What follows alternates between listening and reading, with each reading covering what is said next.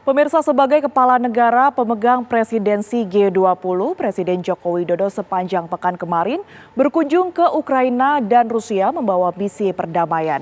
Kepada Presiden Ukraina Volodymyr Zelensky dan Presiden Rusia Vladimir Putin, Presiden Jokowi kembali menyampaikan undangan secara langsung untuk berpartisipasi dalam KTT G20.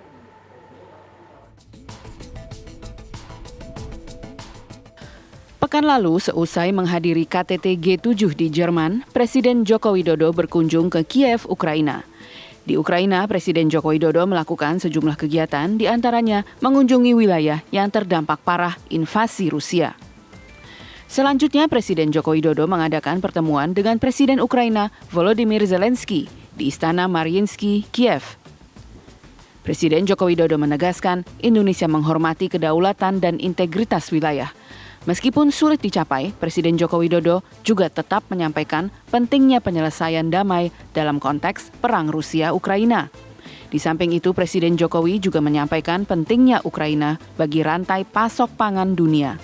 Menurut Jokowi, semua usaha harus dilakukan agar Ukraina bisa kembali melakukan ekspor bahan pangan. Sebagai pemegang keketuaan KTT G20, Presiden Jokowi kembali menyampaikan undangan secara langsung kepada Presiden Zelensky untuk berpartisipasi dalam KTT G20.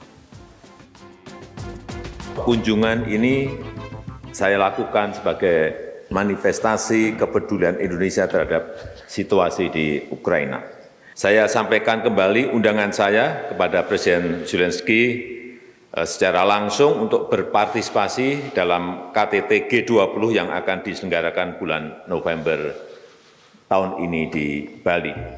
Walaupun masih sangat sulit dicapai, saya tetap sampaikan pentingnya penyelesaian damai dan spirit perdamaian tidak boleh pernah luntur.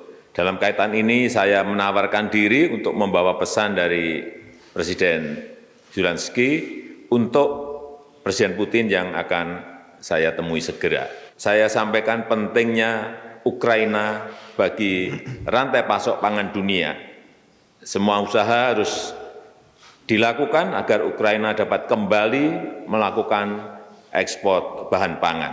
Penting bagi semua pihak untuk memberikan jaminan keamanan bagi kelancaran ekspor pangan Ukraina termasuk melalui pelabuhan laut.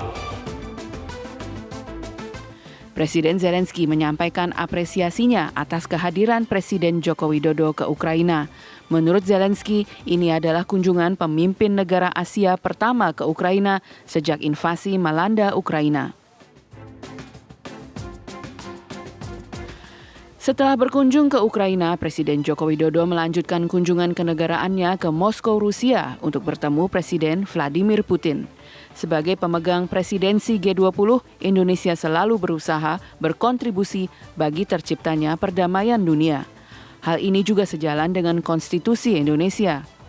Kunjungan Presiden Jokowi ke Ukraina dan Rusia adalah salah satu wujud dari kontribusi tersebut. Meskipun perang Rusia-Ukraina saat ini masih sangat sulit, Presiden Jokowi menegaskan bahwa penyelesaian damai penting untuk terus dikedepankan dan juga ruang-ruang dialog terus dibuka.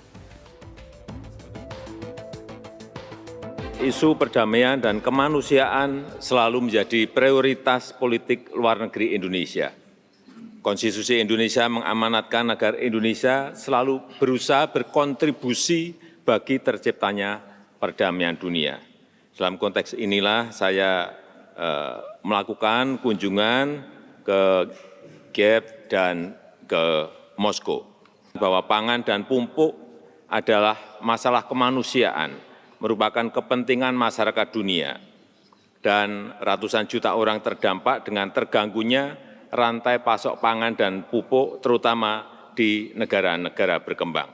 Saya sangat menghargai Presiden Putin yang tadi menyampaikan bahwa memberikan jaminan keamanan untuk pasokan pangan dan pupuk, baik dari Rusia maupun dari Ukraina. Ini sebuah berita yang baik.